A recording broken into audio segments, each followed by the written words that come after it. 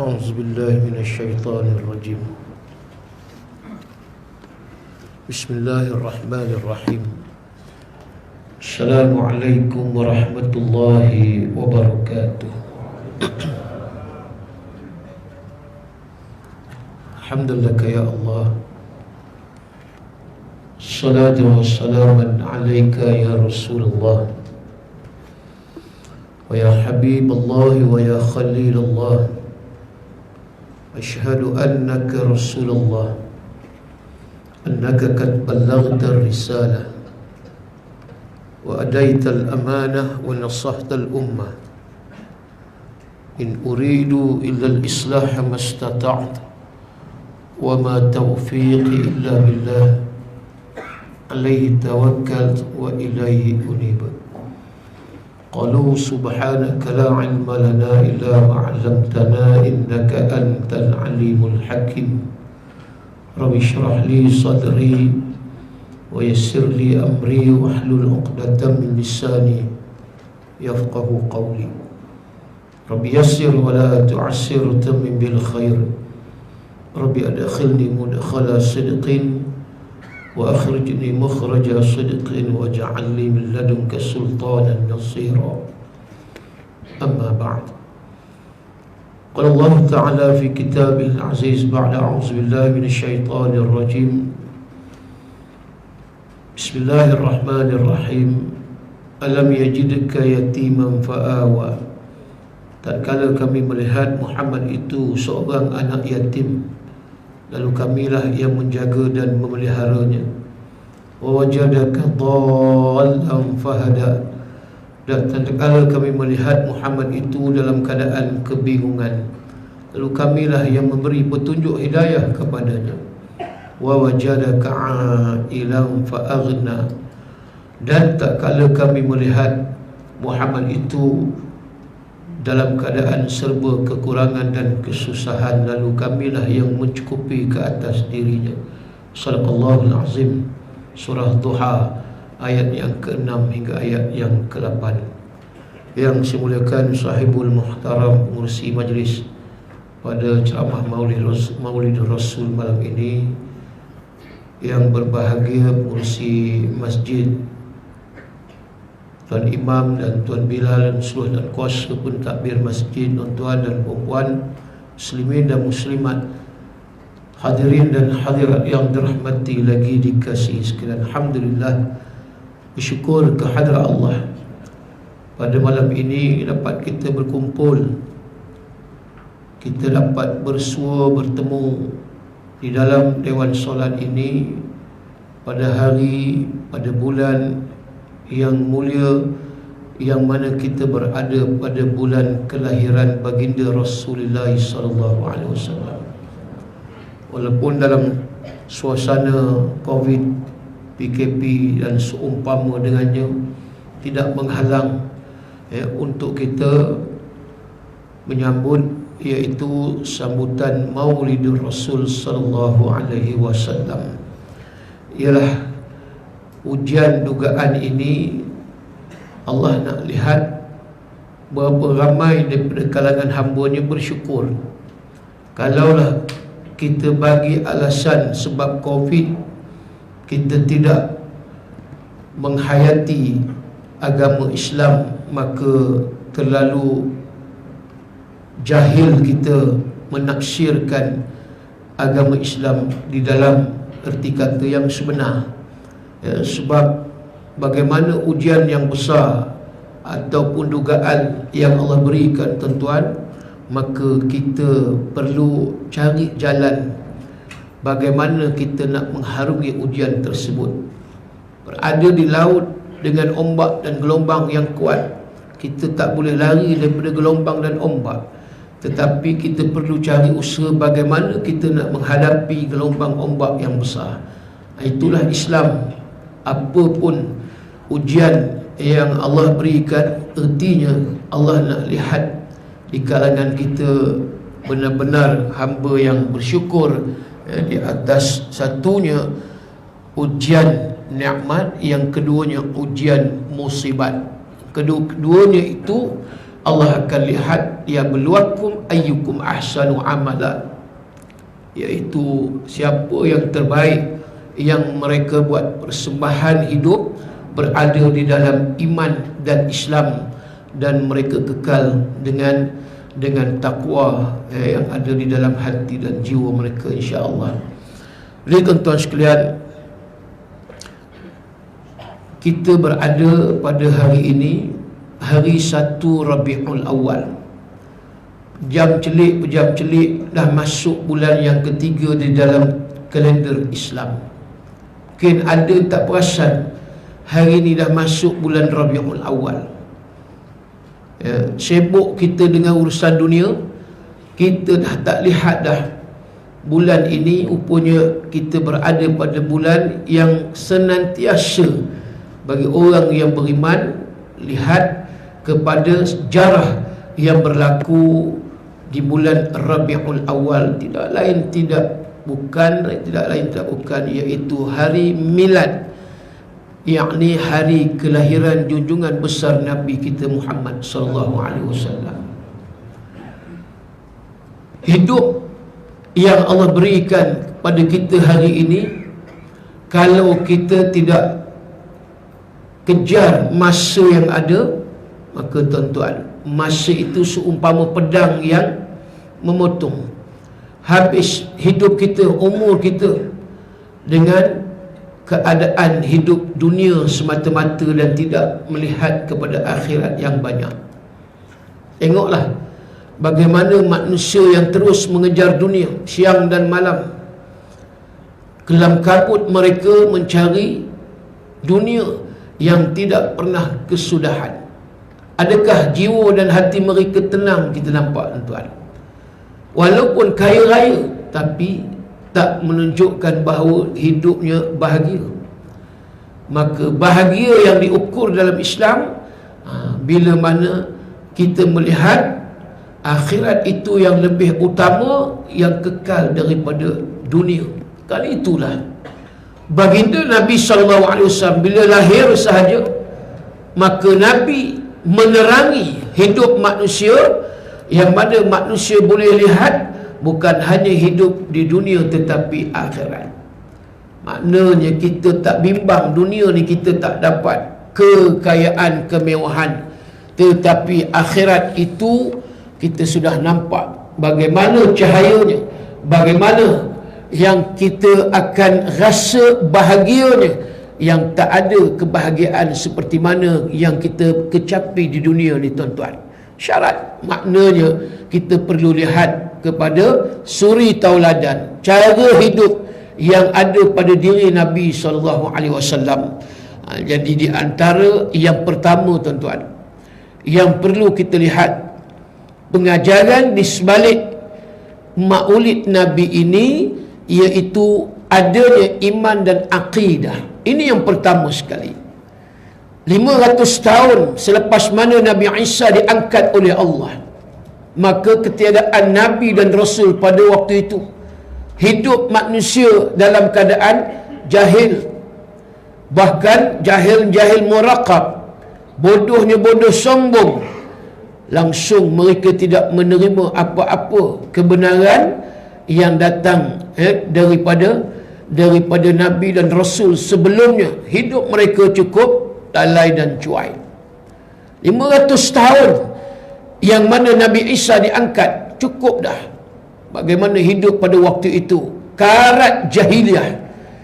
Maka bila mana Nabi SAW wafat, setelah 600 tahun Rasulullah wafat, tuan-tuan, pada tahun 604 Hijri, lalu seorang raja sultan yang bernama Sultan Muzaffaruddin Al-Ghi'buri, dia raja di satu tempat negeri namanya Irbil di utara negara Iraq. Dia melihat pada waktu itu ramai umat Islam, manusia yang mengaku Islam sudah meninggalkan Islam sikit demi sedikit, dan akhirnya dia memanggil para alim ulama pada waktu itu, bincang bagaimana kita nak kembali balik kegemilangan Islam, daripada lupa kepada Islam, maka ingat balik kepada Islam. Bincang, akhirnya setuju, agree, nak sambut. Ini yang dikatakan mula perayaan sambutan Maulid Nabi yang berlangsung pada tahun 604 Hijri. Sebab bila kata tadi rajanya Sultan Muzaffaruddin melihat 600 tahun Rasulullah wafat, mula orang meninggalkan Islam. Masjid orang dah tak datang, tuan-tuan. Tak macam malam ni nampak, alhamdulillah, Masjid Ihsan, nama masjid betul. Masjid Al-Ihsan di Taman Samudra Seri Manjung. Masya-Allah, kehadiran malam ni nampak tak kurang 4,000 ada, tuan-tuan. Masuk jin dengan malaikat. Di dalam had luar tu nampak tadi, di luar pun penuh, tuan-tuan. Muslimat tak muat di belakang. Ni kalau tak PKP ni, Allah, lagilah mau buat 2 tingkat. Lepas ni Masjid Al-Ihsan ramai, insya-Allah, tuan-tuan. Motor tengok parking di luar penuh, kan. Ini kita nampak pada tahun 1442 Hijri, masih lagi ada orang nak ke masjid. Kalau sekiranya tidak ada sambutan Maulid Nabi diadakan agak-agak, bagaimana kita, tuan-tuan, hari ini?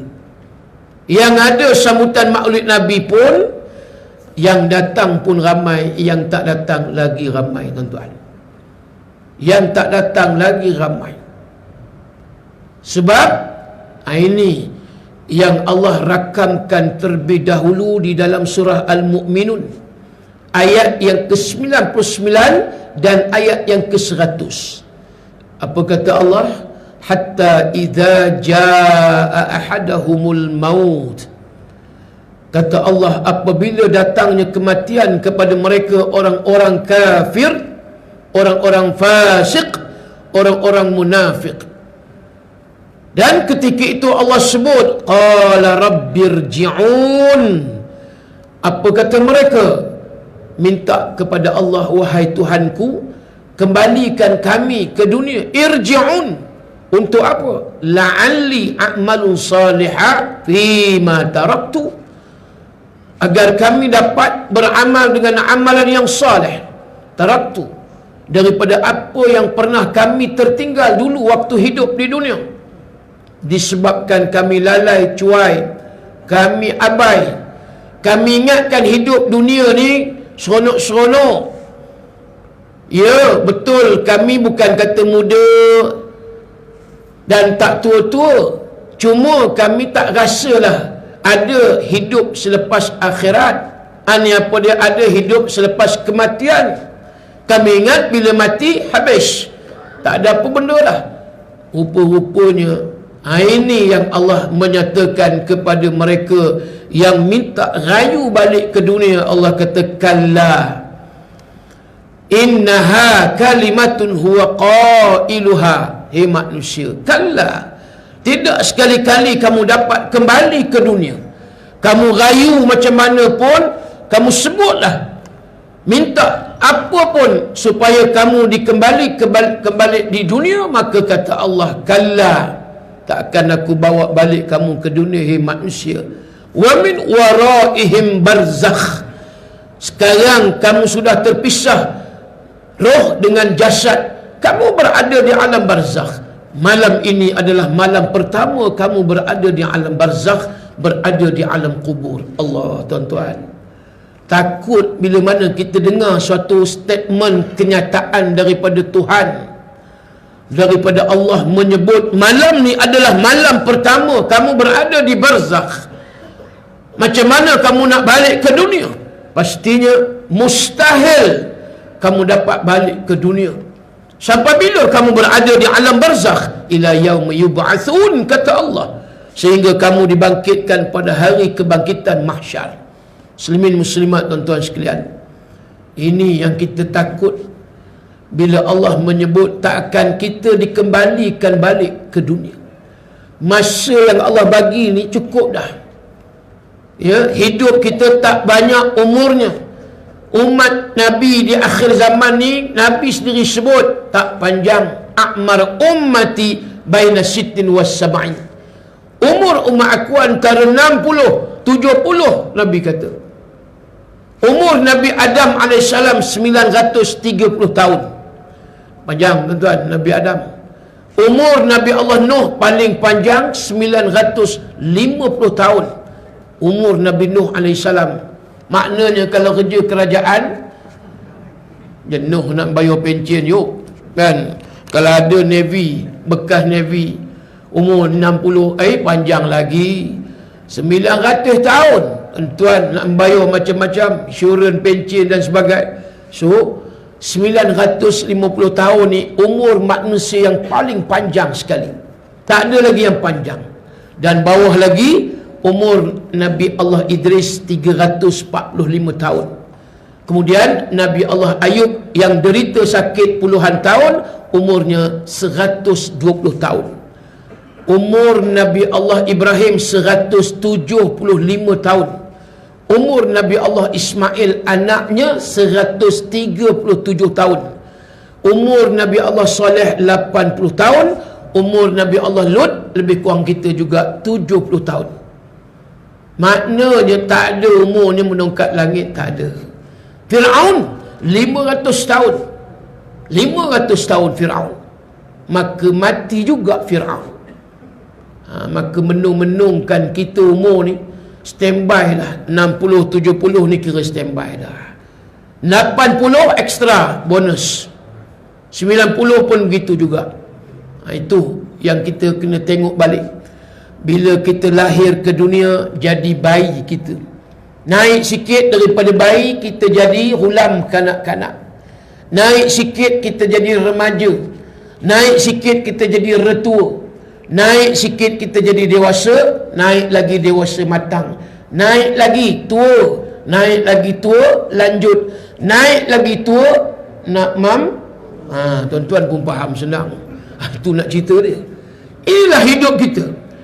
Berapa lama mana sangat kita nak hidup di dunia ni tuan-tuan. An umrihi fima afnahu. Allah akan soal, kata Rasulullah, tentang umur kamu. Afnahu, apa yang dah kamu manfaatkan. Apa yang digunakan. Sehari 24 jam. Bahagi 3, 8 jam. 8 kali 3, 24. 1/3 setiap hari habis masa kita tuan-tuan dengan tidur je. 8 jam tidur. Pukul 9 ada yang tidur awal lepas isyak. Ada yang lewat sikit 10. Bangun pukul 5, pukul 6 nak subuh. 8 jam. Makna 1/3 setiap hari tidur. 1/3 umur kita kalau 60 tahun, maknanya 20 tahun kita tidur. Baki hanya 40 tahun yang kita jaga. Rupanya 20 tahun rupanya hidup kita tidur kalau umur 60 tahun. 20 tahun. Itu tidur yang rasmi. Tidur tak rasmi, tidur lepas subuh, tidur lepas asar, tidur dalam kuliah. Itu nak kena tengok juga. Berapa ramai tuan-tuan. Ini nak cerita hidup. 40 tahun. Kalau sebelum akil balik, 10 tahun lah kita ambil. Baki 30 tahun. 30 tahun kita yakin. Daripada 60 tahun, baki tinggal 30 tahun. Agak-agak kita betul ke kejar akhirat. Yang kerja 8 jam tiap-tiap hari. Di tempat kerja macam mana kita punya gelagat. Macam mana akhlak kita di tempat kerja. Kita pun tahu macam mana kita kerja. Bukan cukup 8 jam. Mengulur. Itu istilah mengulur. Ada lagi satu istilah, membiawak. Oh, lagi haru tuan-tuan. Dia punch card, lepas tu ghaibul ghuyub. Datang balik, waktu balik pukul 5. 8.5, dia punch card 8, kemudian dia punch card 5. Antara 8 dengan 5, mana dia? Tak usah tanyalah. Tak usah tanya. Tu, buta makan gaji. Macam mana yang kita kata umur tadi afnahu, yang Allah akan soal apa yang kamu habis, apa yang kamu gunakan. Berat tak tuan-tuan? Sebab kita Allah bagi amanah. Bila ada umur, maknanya ada amanah. Kerana itu Nabi mengajak pada waktu itu, walaqad ba'atsna fi kulli ummatin rasulan an ya'budullah wajtanibut taghut faminhum man hadallahu wa minhum man haqqat alaihi dhalalah. An-Nahl ayat 36. Pada setiap umat itu, kata Allah, kami utuskan seorang rasul. Apa dia punya peranan tugas? Seru kepada manusia supaya menyembah kepada Allah. Bermula menyembah Allah adalah iman, tuan-tuan. Peringkat awal Nabi berada di Mekah. Setelah Muhammad menjadi seorang rasul, maka ini Nabi punya tanggungjawab, peranan dan amanah yang kena pikul. Ini antaranya apa dia? An ya'budullah. Hendaklah seru kepada manusia. Qul huwallahu ahad. Mengesakan Allah. Mengesakan Allah.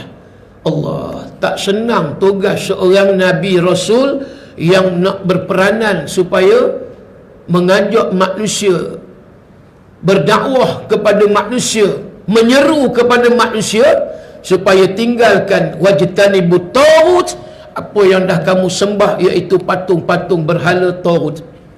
Dan ulama mufassir menyebut taghut itu juga adalah segala bentuk kejahatan yang dilakukan.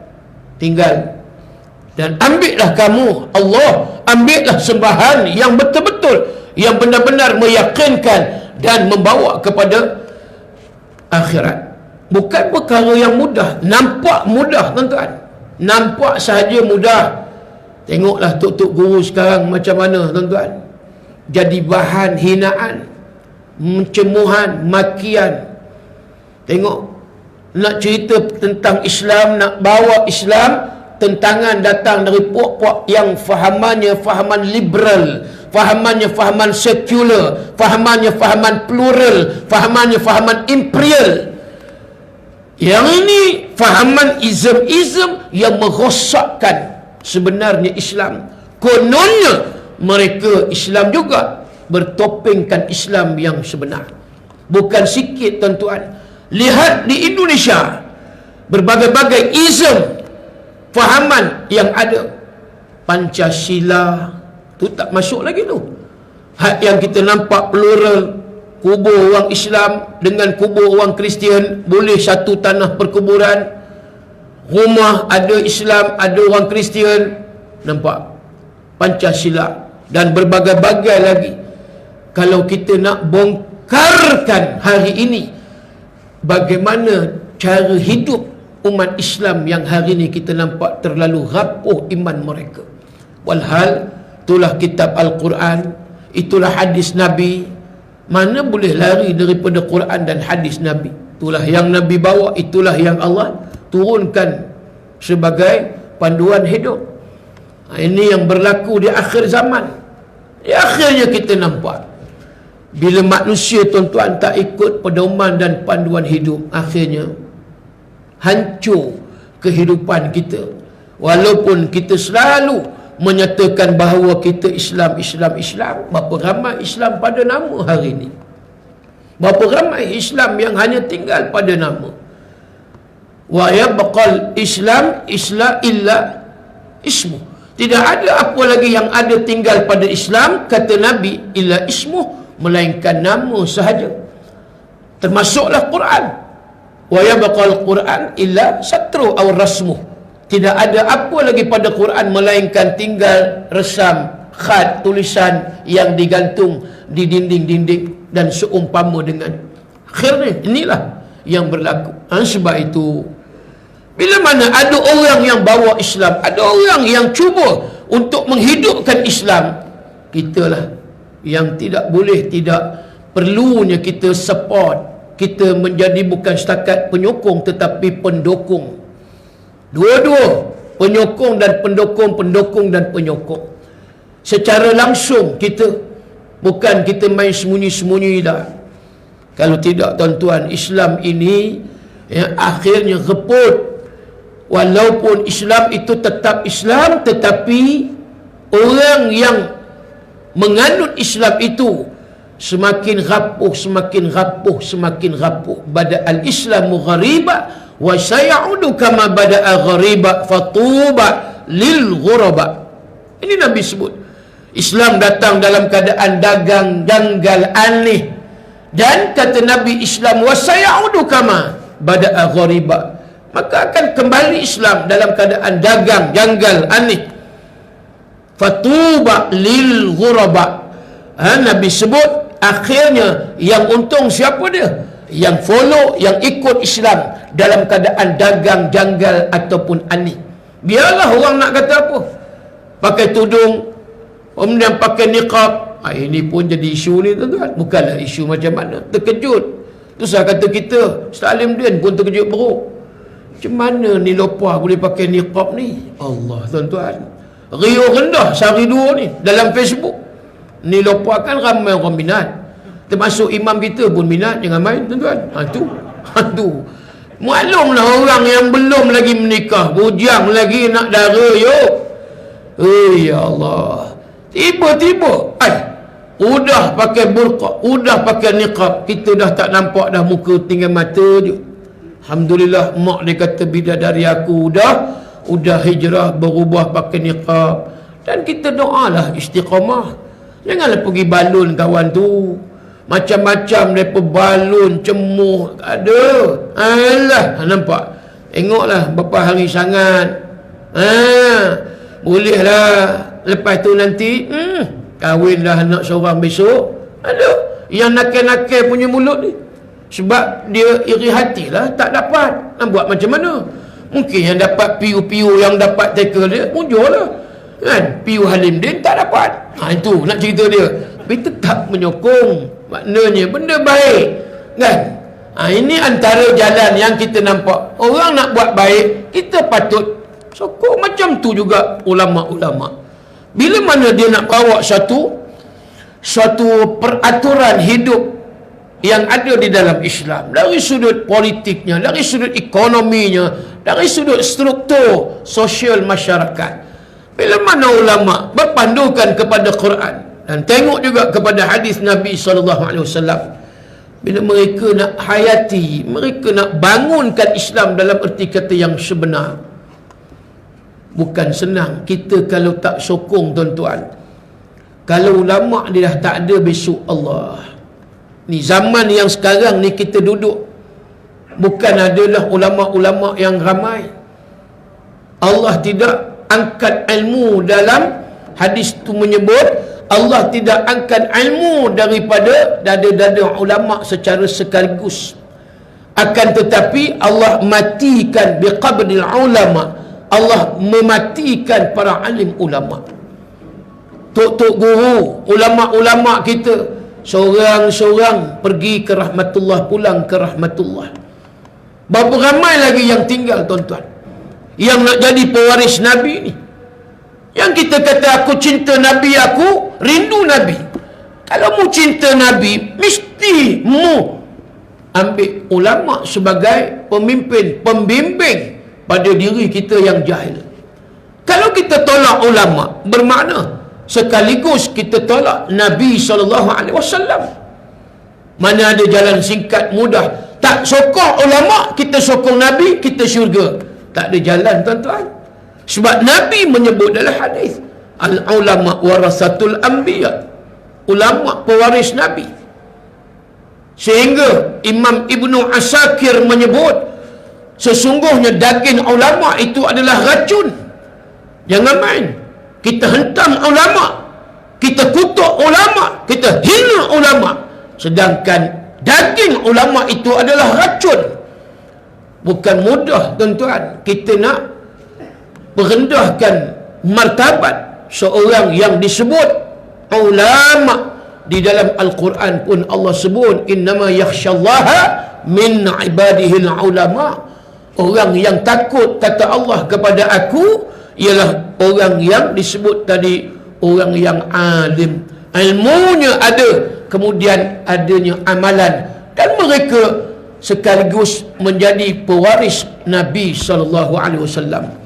Kita azan ke terus ni? Macam mana? Terus ya? Terus. Terus. Azan dulu.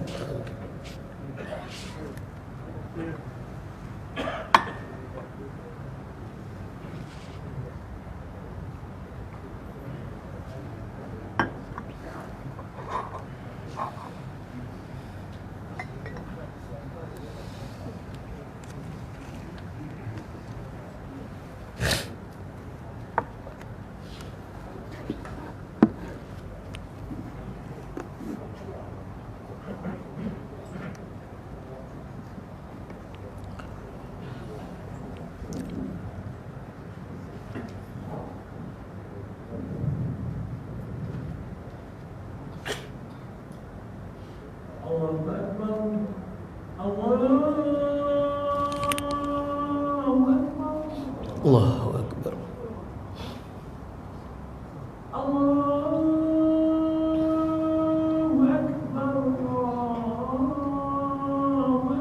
Allahu Akbar.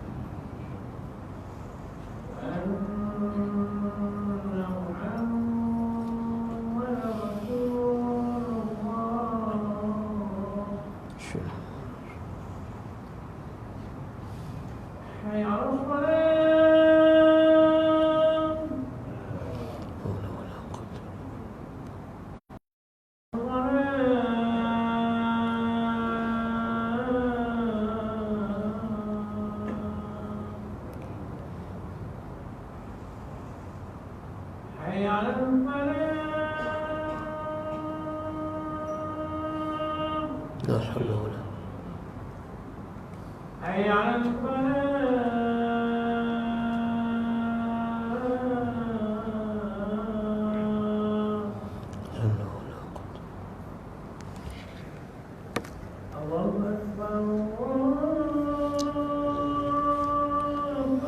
Allahu Akbar.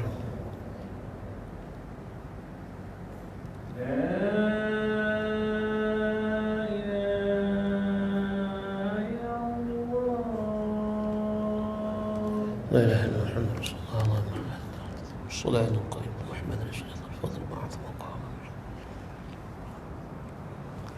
Muslimin dan muslimah yang dirahmati Allah sekalian. Jadi gitu. Maknanya hidup kita ini, kalaulah kita tidak mengambil apa yang ada daripada Rasul kita, maka hidup kita akan gagal dunia dan akhirat. Wa ma atakumur rasul fakhudhuh, kata Allah. Apa-apa yang ada, yang Nabi sampaikan, apa yang Nabi berikan, kata Allah, fakhudhuh, kamu ambil. Wa ma nahakum anhu fantahu, dan apa-apa yang Nabi tegah, yang Nabi larang, kamu jauhi, kata Allah. Jadi kalau sekiranya Nabi iktiraf ulama-ulama, kita pula tidak iktiraf, siapa kita?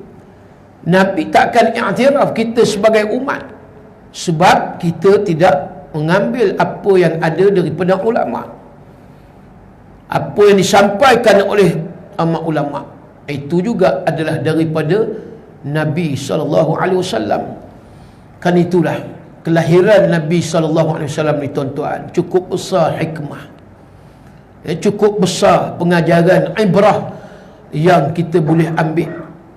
Terutamanya pertama tadi disebut ialah dari sudut iman dan akidah, sekaligus penyembahan patung-patung berhala itu tidak lagi berlaku sehinggalah kita kata pada akhir zaman sehingga kiamat, kalaulah kita berpegang apa yang dibawa oleh baginda Nabi SAW.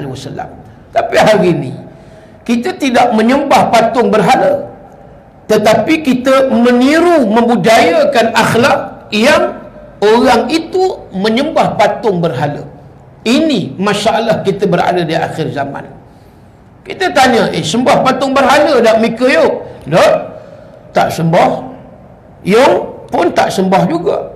Kalau betul tak sembah patung berhala, kenapa mika yung pakaian tak menutup aurat? Yung mika kata mika tak sembah berhala, tapi kenapa mika minum arak? Kenapa mika main judi? Kenapa mika apa lagi berzina? Dan seumpama dengannya kerja-kerja jahat mungkar. Tak menyembah patung berhala, tetapi menyembah akhlak orang yang menyembah patung-patung berhala. Ini yang kita kecewa akhir zaman. Ya, Kita mengaku tak menyembah patung berhala, tetapi kita menyembah akhlak orang yang menyembah patung berhala. Maka Allah sebut, faminhum man hadallah wa minhum man haqqat alaihi dhalalah. Ada sebahagian yang ikut, ada sebahagian yang kufur, kata Allah. Qalilan ma tashkurun, sikit sangat Allah sebut yang syukur. Bukan kita kata, bukan Nabi sebut, Allah sebut qalilan ma tashkurun. Allah tahu perangai manusia, Allah yang jadi manusia. Yang nak selamat, maka mereka yang ikut Nabi.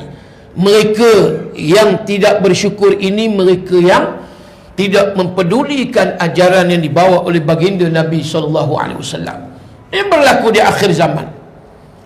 Sehingga Nabi sebut dalam satu hadis riwayat Muslim, la tattabi'una sanana alladhina min qablikum shibran bi shibrin wa dhira'an bi dhira'in hatta law dakhalu fi juhri dab lattaba'tumuhum. Qulna ya Rasulullah al-yahudun wan nasara. Qala faman aw kama qala. Nabi kata, kamu akan ikut jejak langkah umat-umat terdahulu, kata Rasulullah. Shibran bi shibrin wa dhira'an bi dhira'in. Mula-mula sedengkal, kemudian sehasta, kemudian lau dakhalu fi juhri dab, masuknya mereka ke dalam lubang dab. Dab istilah tafsirnya biawak padang pasir. Maka kamu juga akan masuk ke dalam. Sahabat nak confirm, pastikan siapa mereka ya Rasulullah, adakah Yahudi dan Nasrani? Nabi jawab, siapa lagi kalau bukan mereka? Sah dah tuan-tuan. Inilah hari ni umat akhir zaman. Kita tak sembah mereka yang menyembah tadi, tetapi kita menyembah apa yang ada pada diri mereka, perangai mereka, cara berfikirnya. Ini umat Islam ya, sikit-sikit terhakis iman dan Islam, bahkan akhlak. Kan itulah pengurusi yang baca ayat tadi, yang patut-patutnya Allah dah declare, laqad kana lakum fi rasulillahi uswatun hasanah qudwatuna. Sesungguhnya kata Allah, bila mana Muhammad itu lahir, maka dia menjadi uswatun hasanah, ikutan yang baik, contoh yang terbaik. Tapi ingat tuan-tuan, Allah sebut liman kana yarjullaha wal yawmil akhir. Siapa mereka? Liman, yakni bagi mereka yang mengharapkan pertemuan dengan Allah di hari akhirat, yang mengharapkan rahmat redha daripada Allah. Ini yang Allah sebut. Bukan semua daripada umat Islam yang mengaku Islam boleh ambil uswatun hasanah qudwatuna, yang kata Muhammad itu adalah contoh teladan bagi kita semua. Bukan semua. Dan akhirnya Allah kata wa zakarallaha katsira, dan juga orang yang banyak mengingati Allah. Orang yang banyak mengingati Allah ni orang yang tak tinggal yang fardu, dan mereka tak lupa nak melakukan perkara-perkara yang sunat, mandubah, perkara mandub yang disunat, mereka juga tak lupa dan tak tinggal. Tapi kalau kita fardu pun tinggal, sunat takkan kita nak buat. Cuma adalah golongan yang sembahyang Jumaat dengan sembahyang sunat hari raya. Itu dia juga. Ini golongan ahli sunat wal Jumaat. Itu golongan dia. Ya, bukan ahlu sunnah wal jamaah. Jenis golongan ni ramai juga. Sukan itu tuan-tuan, orang yang disebutkan tadi nak ambil Muhammad sebagai suri tauladan, orang yang sentiasa ada bacaan. Makna bacaan apa dia?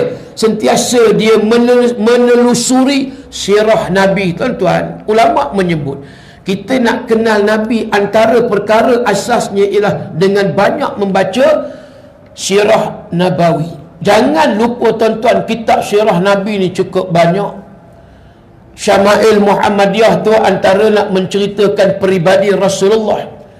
Bila mana kita cari pula kitab sirah Nabi, pula menceritakan bagaimana peranan Muhammad menjadi seorang Rasul dan seterusnya perjuangan. Cari tuan-tuan kitab Rahiq Al-Makhtum, antara yang masyhur kitab sirah karangan Syekh Safiur Rahman Al-Mubarakfuri, meninggal tahun 2009. Ulama daripada India, pemenang tokoh penulisan sirah Nabi peringkat dunia yang dianjurkan oleh kerajaan Saudi Arabia. Bukan orang Arab yang menang, bukan ulama Arab menang. Yang tadi disebut Syekh Safiur Rahman Al-Mubarakfuri, dia adalah ulama daripada India, pemenang Johan, 50,000 rial dia dapat. Yang kedua ulama daripada Pakistan, yang ketiga baru ulama Saudi. Cari tuan-tuan kitab Ar-Rahiq Al-Makhtum, tuan-tuan, fakta yang di dalam kitab Ar-Rahiq Al-Makhtum ni tuan-tuan, boleh dikata mostly kebanyakannya tepat tuan-tuan. Cari dalam kitab sirah yang lain, jarang-jarang menjelaskan keturunan Adnaniyah ni siapa dia. Adnaniyah kita pun menung juga, keturunan siapa ni Ustaz Adnaniyah, nak kena sebut. Baru dapat Muhammad bin Abdullah bin Abdul Muttalib bin Hashim bin Abdul Manaf bin Qusay bin Kilab bin Murrah bin Ka'ab bin Lu'ay bin Ghalib bin Fihir bin Malik bin Nadar bin Kinanah bin Khuzaimah bin Mudrikah bin Ilyas bin Mudar bin Nizar bin Ma'ad bin Adnan. Nampak? Ni yang kata Adnaniyah. Tuan-tuan, nak cerita malam ni panjang, tapi disebut siapa keturunan Adnaniyah sampai kepada Muhammad sallallahu alaihi wasallam. Tak habis lagi, atas Adnan ada lagi sampai kepada Ismail, kepada Nabi Allah Ibrahim. Berapa semua? 25 keturunan Nabi. Macam orang Serimanjung boleh hafal. Itu tuan-tuan, menung kita dia buat. Ini kalau tak kenal Nabi tuan-tuan, sebab tak baca kitab sirah. Kena rajin-rajin sikit. Kena rajin sikit. Peristiwa kelahiran Muhammad kita boleh tengok Syama'il Muhammadiyah. Kemudian kita tengok pula kitab Ar-Rahiq Al-Makhtum, satu-satu fakta-fakta daripada sirah yang ditulis oleh Syekh Safiur Rahman tuan-tuan. Seronok tuan-tuan, macam hidup Muhammad. Baca pula bab bagaimana Rasulullah hijrah daripada Mekah ke Yathrib. Cerita pula lagi bagaimana Asma binti Abu Bakar pernah ditampar oleh Abu Jahal. Kita tak pernah dengar lagi.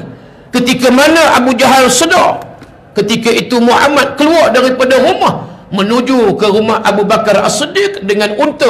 Kemudian sampailah ke Gua Saur. Dia tak sebut Sur, dalam kitab tu disebut Saur.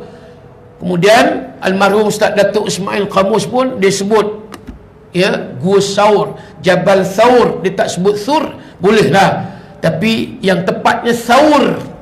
Maka disebut di Gua Saur. Berapa malam? 3 malam. Malam Jumaat, malam Sabtu, malam Ahad. Kita sejarah lain tak detail macam tu tuan-tuan. Tak detail macam tu.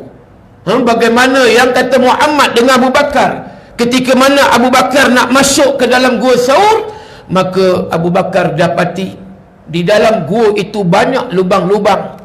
Lalu Abu Bakar cari bajunya, tampal lubang-lubang yang ada dalam Gua Saur, khawatir takut musuh akan nampak hidu. Maka ditampal. Selagi ada lubang ditampal. Waktu itu tuan-tuan, Abu Bakar menggendong, mendukung Rasulullah. Seorang pak mentua sanggup dukung menantu. Macam balik ni tuan-tuan, boleh buat. Ucap pak lagi ada dalam laut lumut ni tuan-tuan. Gitulah lebih kurang. Yang ni hebat ni. Kemudian kata Abu Bakar, detail. Saya ambil contoh ni supaya kita seronok nak baca kitab tu. Maka kata Abu Bakar, ya Rasulullah, biar aku masuk dulu. Jangan kau masuk dulu. Kalau aku masuk dulu, sekiranya ada binatang-binatang ataupun sesuatu yang mungkin nak mengancam, aku dulu yang kena, engkau selamat. Tengok tuan-tuan, betapa Abu Bakar cukup sayang, cintanya kepada Rasulullah. Jangan biarkan tubuh badan jasad Muhammad ditebuk ataupun ditembusi ataupun dicederakan oleh apa-apa juga, baik binatang ataupun yang lain. Cukup jaga Abu Bakar terhadap diri Rasulullah. Allah.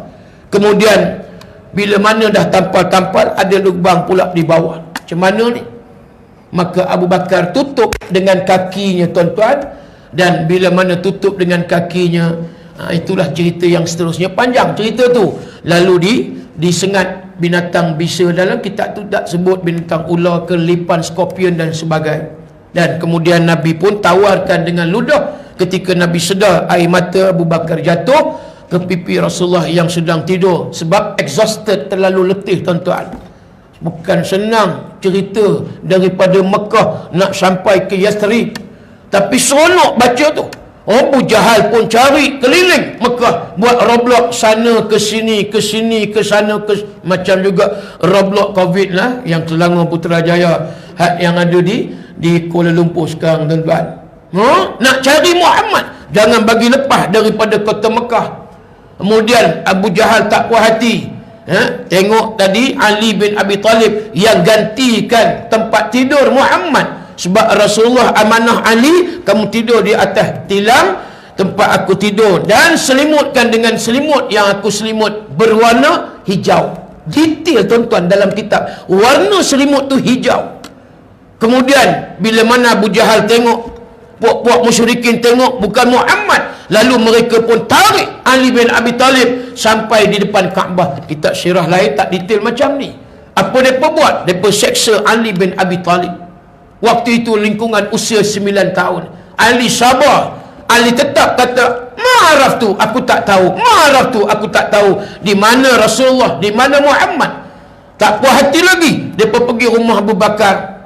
Maka Abu Jahal pun tanya, mana dia Abu Bakar dengan Muhammad Rasulullah, wahai Asma? Asma pun jawab, ma'araf tu. Sekali lagi, aku tak tahu, kata Asma.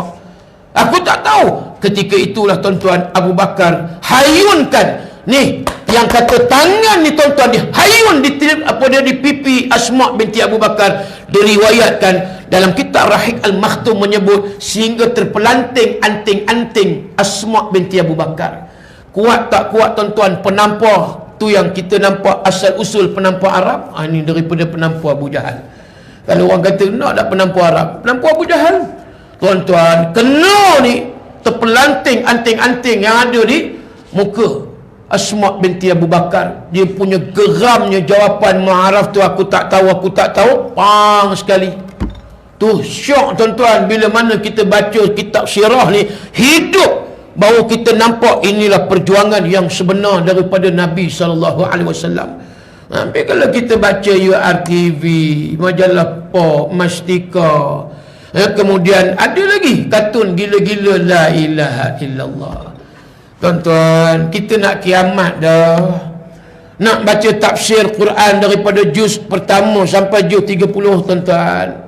Minta ampun lah. Tak tahulah kalau kau ada yang boleh masih duk cari lagi daripada juz pertama 30 ni, kira hebat. Kita biasa dah keadaan sekarang ni masa, tuan-tuan. Tak banyak dah kita nak mentelaah macam tu, tuan-tuan.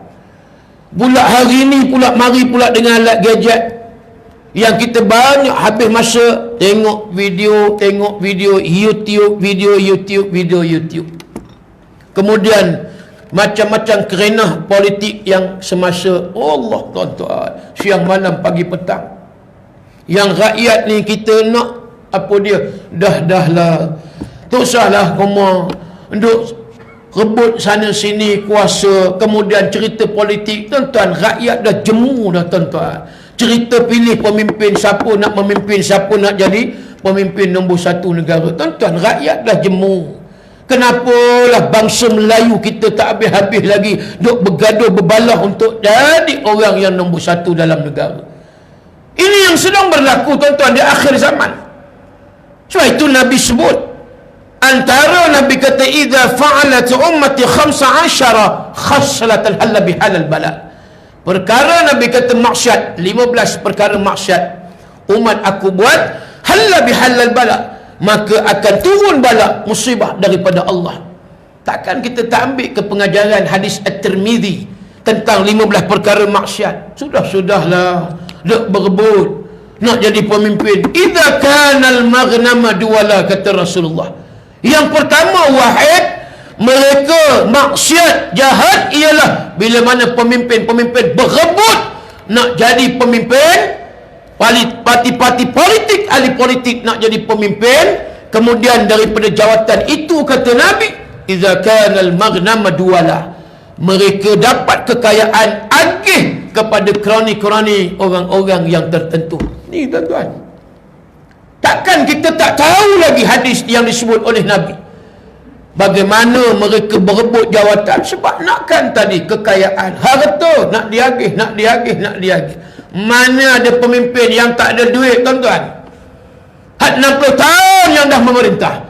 Kita tanya mereka yang dah 60 years kamu memerintah negara, baru ni yang tak ada kuasa.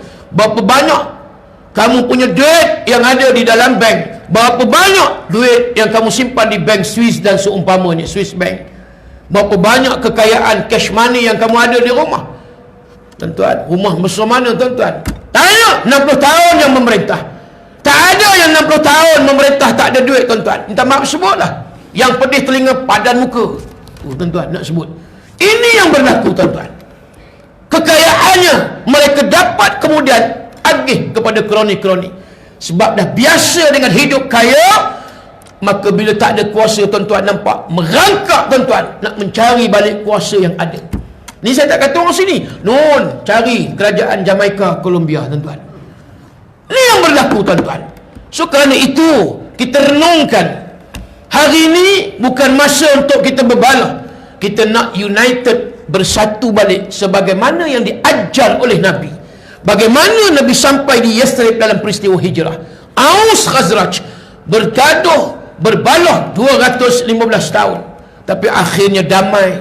Apa yang Nabi buat? Apa caranya? Apa doktrin, mekanisme, apa metodologi? Tak lain tak bukan Nabi pegang, sentuh dengan akidah, ya ayyuhan nas abshus salam.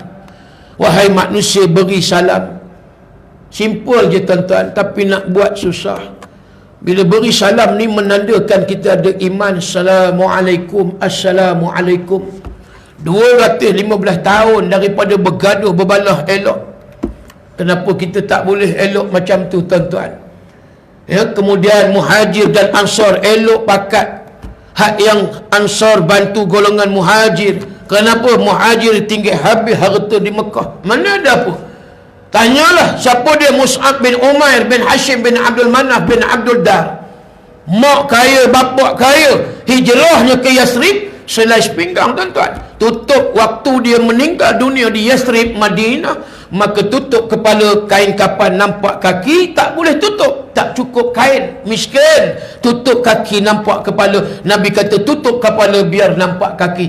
Ini Mus'ab bin Umair pernah masuk ke dalam masjid, kata Ali bin Abi Talib, ketika itu kami berada dengan Nabi. Lalu ketika itu masuk, idza tala'a Mus'ab bin Umair ma alaihi illa burdatul lahu marqu'atun bi farwin. Ketika itu Nabi, sahabat Ali dan yang lain tengok tubuh badan Mus'ab masuk. Apa yang ada pada tubuh badan dia? Melainkan kain burdah, baju yang ditampal dengan farwin, kulit, tuan-tuan. Kata dalam hadis tu, falamma rahu Rasulillahi baka lilladhi kana fihi minan ni'mah walladhi wal yawma fihi. Oh, bila mana tengok macam tu Nabi, dalam hadis tu sebut tiba-tiba baka. Apa maksud baka? Baka ni maksud dia menangis, teriak. Menangis Nabi tengok sedih. Dulu nikmat di Mekah, sekarang inilah Mus'ab tinggal kekayaan. Mana ada sahabat dah duit. Begitu juga pun lagi Suhaib bin Sinan Ar-Rumi. Begitu juga Abdul Rahman bin Auf. Sahabat-sahabat berjuang ni kerana Allah dan Rasul. Maka apa yang berlaku, Ansar dan Muhajirin tadi bersaudara. Lalu Ansar bantu Abdul Rahman bin Auf, Sa'd bin Abi Rabi'. Sa'ad bin Abi Rabi', ya, dia berikan separuh kekayaan dia kepada Abdul Rahman bin Auf. Suku kekayaan Madinah ada pada Sa'd bin Abi Rabi'. Tapi bukan itu dia punya matlamat, bukan itu yang dia pegang, bukan itu yang tanam dalam lubuk hati jiwa Sa'ad bin Abi Rabi'. Mereka menantikan kedatangan Muhammad ni dah lama dah. Mereka nak Muhammad datang segera. Nabi utuskan mula-mula dua orang dulu, Mus'ab bin Umair, keduanya Abdullah bin Ummi Maktum, buta mata dia. Bilal yang dilantik oleh Nabi yang kedua, muazzin. Kemudian kumpulan yang kedua Nabi utuskan siapa dia? 3 orang. Siapa dia? Ammar bin Yasir, Sa'ad bin Abi Waqqas, Bilal bin Rabah. Kemudian kumpulan ketiga hijrah pula, Sayyidina Umar bin Ibnu Al-Khattab. Sayyidina Umar Al-Khattab bawa 20 orang pula lagi masuk ke dalam Madinah Yathrib. Peringkat-peringkat, tuan-tuan. Dia nak Muhammad datang cepat. Sahabat ni sahabat juga, mereka nak. Rupanya Itulah di antaranya nur fauqa nuri, cahaya yang menerangi cahaya tuan-tuan. Sekaligus Muhammad dapat menyelesaikan masalah pertelingkahan, pergaduhan orang-orang Aus dan Khazraj, dan nampak pengagihan harta berlaku. Tidak ada lagi sifat yang ada pada orang-orang yang biasa kita sebut bakhil. Ini sifat yang ada dalam jiwa kita. Maka Nabi mencairkan sifat-sifat mazmumah yang ada dalam hati orang-orang Ansar. Maka orang Ansar semuanya nak membantu orang Muhajir. Boleh buat tuan-tuan? Kenapa hari ni kita tak boleh buat? Kenapa yang kaya terus kaya, yang miskin papa ke dana? Menung-menungkan balik tuan-tuan, apa kita nak buat hari ni? Kaya tak kaya tuan-tuan, memang orang ada kuasa dia kaya, dia boleh buat macam-macam. Tapi kalau silap hari, silap cara, silap peraturan, silap pengurusan, habis. Tengok dipuh maps Taman Tema. Maps tu tuan-tuan 250 juta yang dibuat di Taman Meru tu, Meru Raya Ipoh, tempat tinggal saya tuan-tuan. 250 juta tuan-tuan. Akhirnya jadi projek apa tuan-tuan? Projek Gajah Putih habis, hancur tuan-tuan. Nak kata apa? 250 juta. Kalau kita ada kepakaran, yes, boleh buat. Kalau kita tak ada, patut-patut kita bagi serah pada pihak swasta yang buat. Duit 250 juta, duit siapa tuan-tuan? Bukan duit swasta tuan.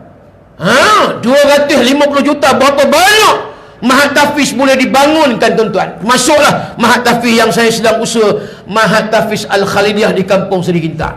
250 juta, 2 tahun je lebih kurang bertahan maps di Taman Meru, di Meru Raya Ipoh. Sekarang apa jadi? Apa jadi tuan-tuan? Siapa nak tanggung 250 juta? Kalau buat rumah fakir miskin, berapa banyak rumah fakir miskin yang boleh dibina? Apa yang buat hari ni? Maka ini yang kita nampak. Kalau pentadbiran Islam betul-betul tuan-tuan, tak jadi pembaziran yang berlaku tuan-tuan sebelum ni. Tak berlaku pembaziran yang teruk. 250 juta tuan-tuan, kita nak simpan 10,000 kerja 10 tahun pun kita tak tahu lagi boleh menyimpan ataupun tidak tuan-tuan. Ni dengar 250 juta nak terkeluar biji mata kita tuan-tuan. Kita tengok sejuta pun tak pernah duit. Tiba-tiba habis 250 juta. Habis tukar kerajaan. Kemudian apa yang kita nampak? Selesai, settle. Selesai, settle. Ni menung tak? Kalau Nabi tuan-tuan, walaupun 1 sen, ni Nabi orang yang cukup amanah. Jangan main-main. Nabi cukup memerangi kalau ada unsur riba, kalau ada unsur rasuah, maka Nabi tak akan benarkan sama sekali. Kerana itu nak jadi bendahara, pegawai kewangan negeri, nak jadi menteri kewangan tuan-tuan, betul-betul orang yang ada amanah. Kalau tidak tuan-tuan, habis lingkup. Begitu juga nak jadi Perdana Menteri, menteri besar. Bukan boleh main berebut, aku nak. Sekarang nampak habis 250 juta, mana pergi? Ghaibul ghuyub. Best tuan-tuan. Nak kata apa? Itu yang peringkat negeri, yang negara. Berapa bilion pula tuan-tuan. Habis begitu saja. Perwajah steel umpamanya digurun, habis jadi gurun je tuan-tuan. Nak kata apa perwajah steel? Berapa bilion tuan-tuan. Ni pula MAS, Malaysia Airline System. Tak tahulah, bail out ni dah jenuh. Nampak semakin down, semakin down, semakin down. Duit siapa tuan-tuan? Menung balik duit cukai rakyat, duit LHDN hasil yang kutip every month, every year. Tapi apa yang kita nampak? Tadi keluar surat khabar, penjara yang di Kedah nak dapatkan emas lebih kurang 4,000, Kedah ke Pulau Pinang, terpaksa rayu, mintalah, bantulah nak beli emas 4,000 ni, 4,000 emas ni. Apa salah kalau cari pihak yang tertentu dulu? Kamulah bertanggungjawab, bantu beli emas. Kenapa nak minta duit rakyat? Kenapa nak minta duit sponsor? Itu pun kita nampak dah tuan-tuan hari ni. Jangan main-main. Sebab itu kelahiran Rasulullah, bukanlah kita kata kelahiran yang biasa. Kelahiran yang nak menenggelamkan, nak mengkebumikan segala bentuk kesesatan yang ada di atas muka dunia, termasuk cara menguruskan negara. Ini kelahiran Nabi yang sebenar yang kita nak ambil. Bukan sekadar kita sambut dengan selawat Nabi. Itu salah satu tanda kita syukur dan kita cinta kepada Nabi. Tapi ada lagi yang lagi besar, yang lagi besar, yang lagi besar. Kalaulah kita nampak sebuah negara tidak diurus takbir mengikut cara urus takbir Rasulullah SAW, tuan-tuan, kita takut tak tahu ke mana sudahnya, tuan-tuan. Ke mana sudahnya yang nak dibawa oleh nakhoda yang sedang membawa, memandu, memacu. Kalau kata peringkat negeri, kita nak begitu juga, petah lagi peringkat negara. Nabi ajar daripada peringkat negara, negeri, daerah, sampai peringkat ketua keluarga pun Nabi ajar bagaimana nak cari, nak letakkan pemimpin peringkat keluarga pun yang ada amanah. Kalau hari ini kita tidak amanah terhadap isteri, anak-anak, apa yang akan berlaku, tuan-tuan? Anak-anak kita tak peduli, isteri kita tak peduli. So akhirnya nampak anak terbiar begitu sahaja. Kita takut sekarang bila kes-kes yang dilaporkan dan didedahkan, yang tak didedah pun banyak, macam-macam hal yang berkaitan dengan masalah akhlak, khususnya pada anak-anak Melayu mutaakhir ini. Hak yang tak semayang selalu dah saya sebut, bukan sikit, tuan-tuan. Tak semayang 5 waktu sehari semalam 85% yang tak semayang 5 waktu seluruh negara. Anak luar nikah 10 tahun hampir 500,000 yang lahir itu yang registered, yang berdaftar dengan Jabatan Pendaftaran Negara. Yang tak berdaftar jangan tanya, tuan-tuan, berapa ramai. Kita yang duduk di surau masjid, tuan-tuan, berapa ramai anak-anak muda yang boleh hadir malam ni. Kita nampak malam ni berapa ramai anak muda. Ada anak muda, ada berapa orang, tuan-tuan, yang tidur-tidur juga tu, kan? Tu dia juga. Tak ramai, tuan-tuan, anak muda. Yang kita lah kebiasaannya yang nak memenuh ruang yang ada di masjid. Siapa dia? Golongan bakar-bakar jenazah. Inilah kita, tuan-tuan. Bakar-bakar jenazah ni yang ramai. Mana anak-anak muda yang ramai-ramai, tuan-tuan? Adakah Muhammad ni lahir-lahir terus jadi umur 40? Muhammad daripada bawah, yang digelar Al-Amin, yang amanah, kemudian digelar As-Siddiq, yang benar. Umur berapa tahun? 15 tahun. Nabi didedahkan dengan peperangan, terutama di dalam peperangan Fijar yang dibawa oleh Abu Talib.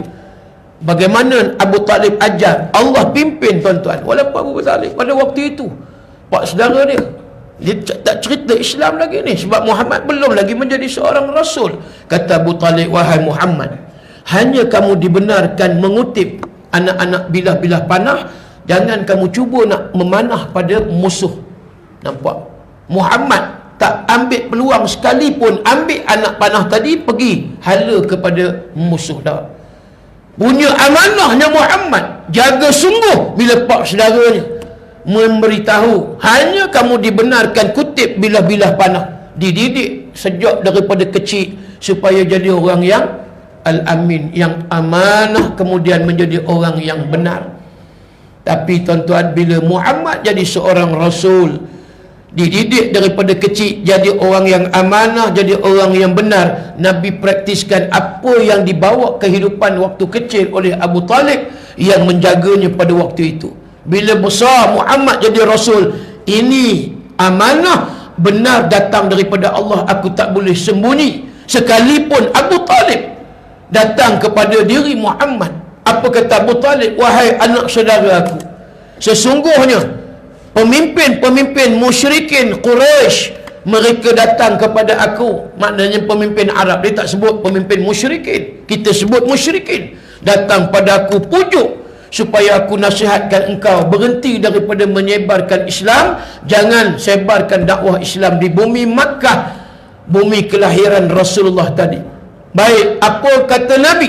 Muhammad jawab, dididik dengan sifat amanah dan benar, tak takut untuk menyatakan kebenaran yang disebut dalam Quran, qulil haq walau kana murran, bercakap benar walaupun mereka benci. Bila mana Abu Talib sound macam tu kepada Muhammad, lalu kata Muhammad, wallahi ya ammi, demi Allah wahai pak saudaraku, law wada'u syamsi fil yamini wal qamara fil yasari ala an atraka hadha amra ma taraktuhu hatta yazharullahu aw ahlaka duna. Apa maksud dia? Baik, wahai Abu Talib, pak saudaraku, demi Allah, kalau sekiranya mereka paksa aku sampai mereka nak letakkan matahari di atas tangan kananku dan bulan di atas tangan kiriku, paksa tinggalkan Islam, tinggalkan sebagai seorang Rasul, peranan tanggungjawab. Apa kata Rasulullah? Cubalah, buatlah, kalau boleh kait matahari, kait bulan, letak di atas tangan kanan, tapak tangan kiri aku, buat. Maka kata Nabi, sekali-kali Nabi kata, ma taraktu, sesungguhnya aku tidak akan tinggalkan amanah daripada Allah. Tuan-tuan, Allah ajar Nabi daripada kecil jadi orang yang amanah. Maka bila Muhammad jadi Rasul, Nabi tak akan tinggal amanah. Sekalipun Abu Talib yang minta supaya tinggalkan amanah tadi, tak, Nabi kata tidak. Hatta, sehingga kata Nabi, yazharullahu, kalau perlu berperang maka aku akan berperang, sehingga yazharullahu, zahir tu maksudnya kemenangan, ataupun tidak, au ahlaka duna, kalau tak menang kata Nabi aku musnah, maknanya menjadi syuhada, syahid, mati di medan perang. Tuan-tuan, betapa Muhammad genggamnya amanah, tanggungjawab tadi. Lalu Abu Talib dengar-dengar kecut perut Abu Talib, tengok macam mana nak saudara dia cukup berani, yang dia didik daripada kecil. Seawal 8 tahun Muhammad dipelihara oleh Abu Talib. Abdul Muttalib meninggal waktu cucunya Muhammad usia 8 tahun. Abu Talib amanah menjaga. Abu Talib berapa lama menjaga Muhammad, sehingga Abu Talib kata, wallahi juga, dia kata, demi Allah wahai Muhammad, ya abni akhi faqul ma ahbabta, sekali aku nak sebut kepadamu wahai Muhammad, mulai hari ini apa yang kamu nak sebut, faqul ma ahbabta, sukalah, terpulanglah pada kamu. Kamu nak cakap apa dalam khutbah, dalam ceramah, kuliah, tazkirah, kamu nak cakap apa, cakap. Li usallimuka li syai'in abada, dan aku pastikan kamu akan selamat di bawah jagaan aku wahai Muhammad. Jentik pun aku tak benarkan. Bahkan apatah lagi kalau mereka nakkan jasad engkau wahai Muhammad over my dead body. Itu lebih kurang maksud bahasa Londonnya gitu, tuan-tuan. Maknanya langkah mayat aku dulu, kata Abu Talib. Allah, tuan-tuan, sifat yang ada pada diri Muhammad syaja'ah, sifat kecil lagi berani, tuan-tuan. Muhammad ni diajar syaja'ah, berani. Bila mana jadi dewasa matang, ada Nabi takut. Setakat Abu Jahal, setakat Abu Lahab, Abu Sufyan, Nabi, tuan-tuan, Nabi tak takut. Nabi tak takut. Dalam perang Uhud, bagaimana tentera-tentera Islam dalam keadaan kucar-kacir pada waktu itu, yang injured, yang cedera parah, cukup ramai. Tapi Nabi, Allah perintah jangan balik ke Madinah, maka hendaklah kamu bentengi Madinah dengan tentera-tentera Islam yang injured, yang cedera. Nabi, tuan-tuan, patah gigi dalam perang Uhud. Ada Nabi lari tak? Keadaan ketika itu dalam keadaan cemas, maka cuma strategi Nabi undur. Ketika itu jangan balik, kata Allah, ke Madinah. Kamu gunakan, bentengkan tentera-tentera yang cedera tadi, benteng pertahanan yang terakhir. Tuan-tuan, apa yang berlaku? Sa'ulqi fi qululil ladzina kafaru ru'ba. Ketika itu, tuan-tuan, Allah cabut perasaan berani musuh terhadap umat Islam. Sebab Khalid ibn Walid, Abu Sufyan bin Harbi, mereka nak buat second attack, iaitu serangan kali kedua terhadap tentera Islam. Ketika itu Allah sebut sa'ulqi fi qulubil ladzina kafaru ru'ba. Sesungguhnya, kata Allah, kami cabut rasa berani musuh terhadap Islam. Ini waktu bila? Dalam peristiwa Hamra'ul Asad, 7 Syawal tahun yang ke-3 Hijri. Pada waktu itu perang Uhud. Maka 8 hari bulan Syawal, hari raya, maka ketika itu peristiwa Hamra'ul Asad berlaku. Maka tidak dibenarkan tadi Allah balik ke Madinah, bentengkan dengan apa yang ada, tentera-tentera yang cedera.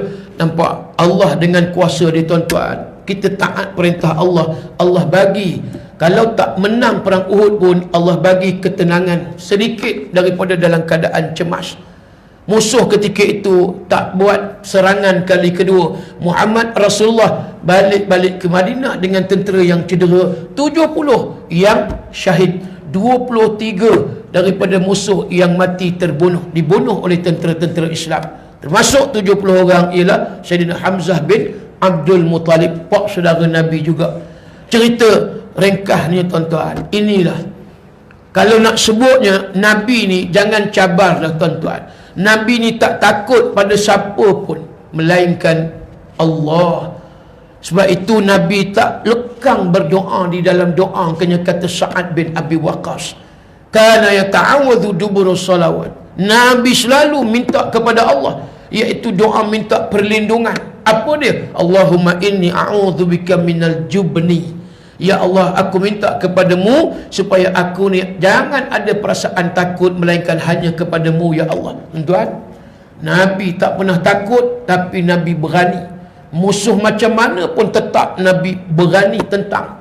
Itu yang ada pada Nabi. Kerana itulah, bila mana hari ni tuan-tuan, banyak kalau kita nak ambil daripada kelahiran Rasulullah, daripada kecil sehingga Muhammad menjadi seorang Rasul, maka sifat yang ada pada Nabi, ya, bila adanya iman dan takwa, segala-galanya di situlah lubuk kejayaan. Tapi kalau tidak ada iman dan takwa, anak-anak yang saya sebutkan tadi tuan-tuan, apa boleh buat hari ni? Hak yang umat Islam ramai pun menjadi masalah, tak semayang, kemudian maksiat jahat. Hak yang muda-muda, yang jahil berapa ramai yang tak mengaji dan seumpama, bila sambut maulid Nabi, apa yang mereka faham dengan sambut maulid Nabi? Ada yang tak tahu apa benda maulid Nabi. Apa benda maulid Nabi? Tak tahu. Bulan Rabiul Awal ni, hari ni 1 Rabiul Awal pun ada yang tak perasan. Baru bila sebut di masjid baru tahu. Oh, hari ni dah masuk bulan Rabiul Awal. Sebab hati kita tuan-tuan banyak sangat ingat ke dunia. Hati saya, hati kita semualah yang banyak sangat ingat kepada dunia ni, sampai tak peduli akhirat, sampai lupa Allah dan Rasul. Kan itu majlis sambutan maulid Nabi ni, kita sebenarnya nak balik kepada mengingati Allah dan nak memperjuangkan sunnah Nabi SAW, sebagaimana yang dibawa oleh Sultan Muzaffaruddin Al-Ghigburi. Maka selepas buat sambutan maulid Nabi, balik masjid, diimarahkan khutbah, selawat Nabi, baca Quran, solat berjamaah. Mula dia ada azan, dilaungkan balik. Ini hikmah sambutan maulid Nabi diadakan. Walaupun kita lagi jauh daripada 600 tahun, 1442 tahun. Yang pentingnya tadi, kita jangan lupa yang mana kita adalah sebagai umat Nabi. Nabi sayang umatnya. Nabi kalau boleh tak nak seorang pun umatnya dihumban masuk ke dalam neraka. Masali wa masalukum, Nabi kata, umpama aku dengan kamu, kamasali rajulun aw qadanara, seumpama seorang lelaki yang berada dekat dengan unggunan api, kata Rasulullah, dan sentiasa menghalau binatang yang terbang. Apa dia? Di antaranya belalang dan rama-rama di atas unggunan api. Maka lelaki itu, kata Nabi, seumpama aku semau-maunya tak mau ada seorang pun yang terlepas genggaman kainnya dengan aku. Maknanya genggaman kain tu Nabi tak nak lepas kita ni dihumban masuk dalam neraka. Maksudnya Nabi ajar, ini jalan ke syurga, ini jalan ke neraka. Tapi kenapa kita memilih juga jalan ke neraka Allah Subhanahu wa ta'ala?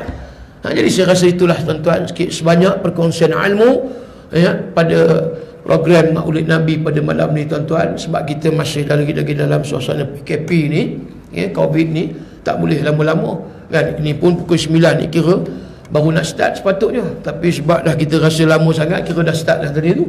Kira ini penghabisan penutup dia. Mudah-mudahan ada rezeki tuan-tuan, dan kita berjumpa lagi. Ni kalau lebih 5 minit ni boleh Seri Manjung Lumut datang jenuh tuan-tuan. Penuh pula terak masuk masuk pula kena zazat tadi. Cukup sekadar itu ya. Mudah-mudahan ada rezeki, kita akan jumpa lagi. Dan yang baik datang daripada Allah, dan kekurangan yang ada itu daripada kelemahan diri saya. Mohon ampun dan maaf. Seperti mana yang disebut oleh pengurusi tadi, ada saya bawa di antara tabung itulah untuk diisi sebagai sumbangan wakaf, infak. Yang mana ni, ni flyers dia, ni risalah. Kalau tak ada bawa cash money, tuan-tuan boleh ambil flyers risalah dekat pintu nak masuk tu, ada saya bekalkan. Di sini ada nombor akaun, boleh tuan-tuan masukkan ke dalam akaun, transfer online. Mungkin malam ni nak masuk mungkin ada RM5, tapi di rumah ada RM10,000. Tuan-tuan, RM10,000 di rumah tu yang nak tu. Tu mudah-mudahan tuan-tuan pahala jariah kita kekal walaupun kita dah mati. Sedekatun jariah, pahala yang kekal. Bila mana kita mati, tinggal ni pahala daripada amalan sedekah. Memang kita kena selalu sebut. Sebab apa dia? Ujian pada harta. Ujian pada harta kuat. Kita rasa bakhil, kita rasa aku ni dia aku kerja apa semua apa pasal pula aku nak bagi orang, nak bagi pula pusat tahfiz lah apa benda. Kita ambil sebagai amalan sunnah. Nabi tak boleh simpan duit di rumah. Macam air terjun laju mengalir sedekah Nabi. Begitu juga Khadijah isteri, mana ada duit, meninggal wafat. Diriwayatkan ada 80 tampalan bajunya ditampal pada 80 tempat. Kaya Khadijah, akhirnya habis duit.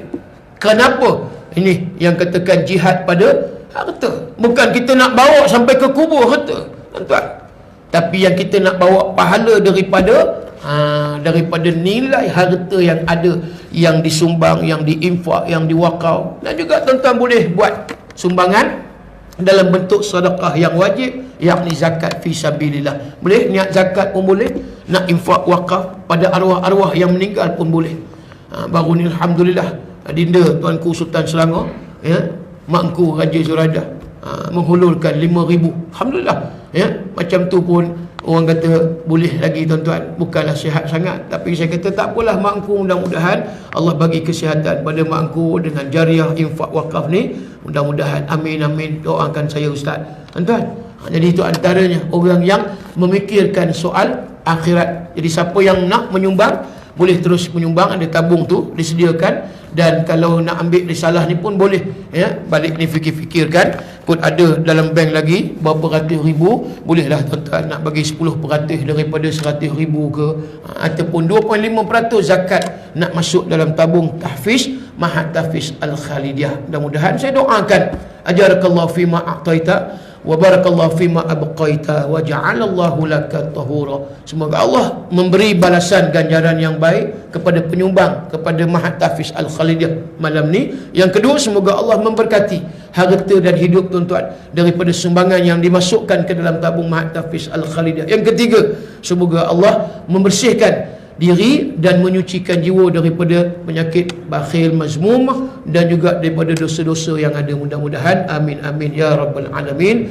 Dan tuan-tuan, yang kedua, minyak yang saya bawa ni namanya minyak wangi Raihana Shifa. Minyak wangi ni saya import daripada Dubai. Minyak ni bukan minyak Malaysia, minyak Dubai. Wangi minyak ni, minyak original. Dan minyak ni dah lebih 10 tahun dah, tahan, masih lagi ada di pasaran. Peninggalan daripada almarhum Ustaz Datuk Ismail Qamus. Saya pengasas berdua dengan Ustaz Datuk Ismail Qamus ni, tuan-tuan, 10 tahun. Bertahan sampai hari ni.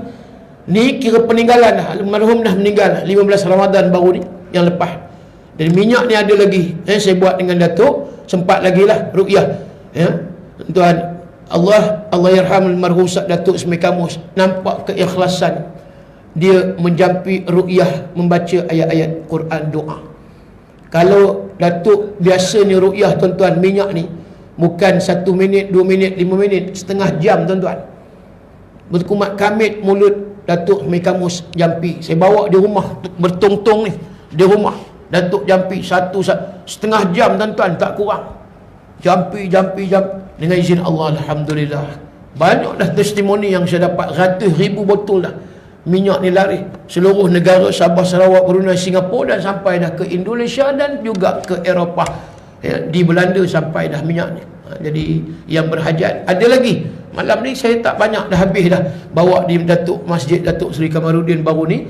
Saya tengok ada berapa botol je lagi tu. Tak tahulah nasib lah siapa yang cepat dia dapat. Yang ada bawa duit, bolehlah tuan-tuan ni, minyak ni. Dan nak sebut sikit, tak panjang pun sikit, apa dia antara khasiat dia.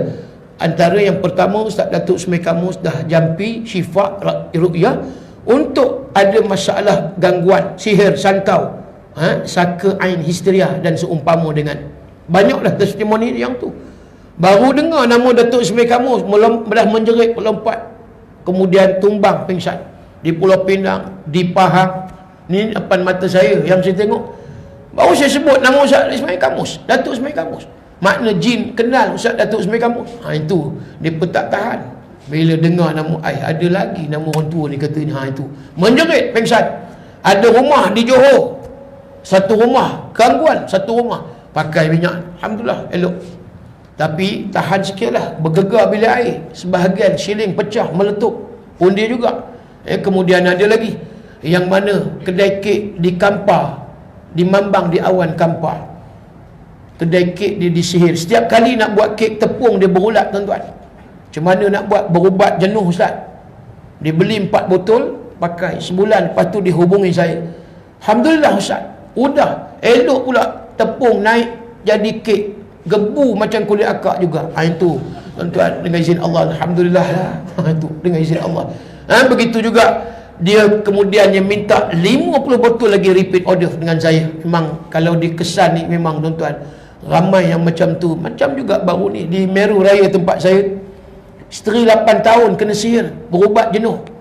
Dia beli dengan saya mula 4 botol. Minum, minyak ni boleh minum 2-3 titik untuk dalaman santau sihir, batu karang, apa lagi, demam, panas, kemudian masalah kanser dalaman, kanser usus dan sebagainya, hati, paru-paru rosak. Yang tu jenis-jenis tu boleh minum 2-3 titik, jangan banyak, masuk dalam air suam minum. Bila dia minum tuan-tuan, ni sihir, keluar muntah darah, bahan-bahan sihir, bahan-bahan santau keluar. Lepas tu suami dia minta, Ustaz, saya nak order lagi 50 botol minum ketelan. Memang minum sungguh lah Ustaz, dengan izin Allah. Isteri dah beransur pulih. Tuan-tuan cuba ikhtiar. Itu antara. Masuklah yang busung perut, busung. Ustaz Kazim, Datuk Kazim Elias, 10 botol beli. Ustaz Kazim kan kena sihir, busung lagi. Tapi tak nampak sangatlah perut dia. Dia tunjuk dekat saya pergi hantar minyak, 10 botol. Dah beransur pulih, alhamdulillah. Itu tuan-tuan dengan izin Allah. Dan banyak lagi lah, ada yang tak boleh tidur malam setahun, eloklah. Bukan lagi tidur, berdengkur lagi.